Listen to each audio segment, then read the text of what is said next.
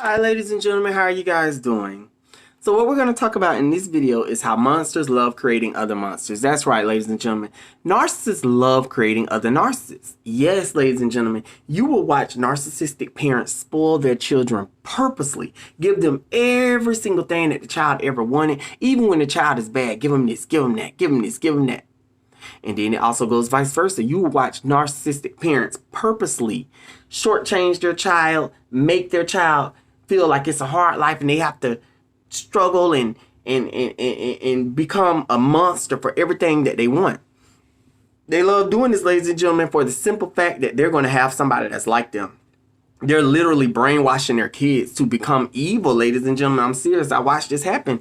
I'm talking about, have you ever seen those families where it's one child in particular that's just so spoiled? This child have things on a silver platter and you're just like, that's just really far-fetched. Damn, they bought them a damn BMW at the age of 16? You know, these parents don't have no care for their kids, ladies and gentlemen. The only thing that they only care about their selfish needs and wanting to control their children's life. They'll have their children with all these things. And see, what happens is when the child grow up, whether it's a golden child or whether it's a scapegoat, the scapegoat feel like they have to fend and fight for everything that they get. They have to manipulate and beat people around the bush and da-da-da. When the narcissistic parents could have just been right and did right by the child. It's the same thing with the golden child. The narcs will give the golden child every single thing. So the golden child grow up thinking that I deserve nothing less than what I always get. And they'll manipulate and they'll sabotage things and do everything that they have to do. And this forms jealousy, ladies and gentlemen. In both scenarios, it forms jealousy. And these kids feel like they have to grow up and they have to fend and fight and they have to grow up and they have to, for everything that they want. It's sad, but it's true. And it's like, you know what, that when they're brainwashed to that degree, it's like they become so set in their ways. Just like the zodiac signs, you can't help but be a Sagittarius if you're a Sagittarius. You can't help but be a Taurus if you're a Taurus. You can't help but be a Leo if you're a Leo. Same thing.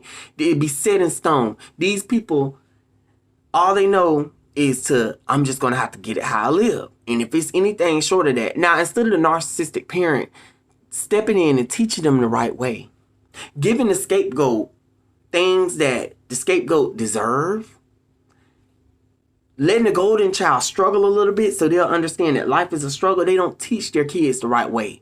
They feel like, well, we're just going to give them this and give them that. And that's just the way it's going to be. And it's so sad because these kids grow up broken. They grow up broken. They grow up with the narcissistic rage because if they feel that they're getting anything less than what they deserve, they're slighted. You see what I'm saying? That's a slight. That's a narcissistic rage. And think about the situations that they're putting their kids in. So finally, their kids have found someone. Hopefully, it ain't another narcissist. But ladies and gentlemen, usually when you have narc parents, you run right into that. That's just a whole ball of chaos. And now it's like, you never know where your child will be if they're put into a rage. You know what I'm saying? Your child liable to lose it and kill somebody. Now your child is locked up and away from you for life. But do the narcissistic parent care? Apparently not. Because if they did care, they wouldn't have initiated this from the beginning, ladies and gentlemen. It's sad, but it's true. It's so many families that's dealing with this right now. I know some of you guys have nieces and nephews that you're saying, Avius, you aren't lying. My sister do this, my sister do that. My brother do this, my brother do that.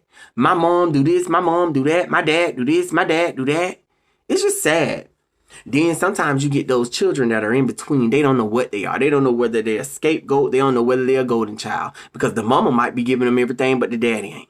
Or the daddy might be giving them everything, but the mama ain't. It's just so twisted and warped in this world. Sometimes the dad might be a narc. Sometimes the mom might not be a narc.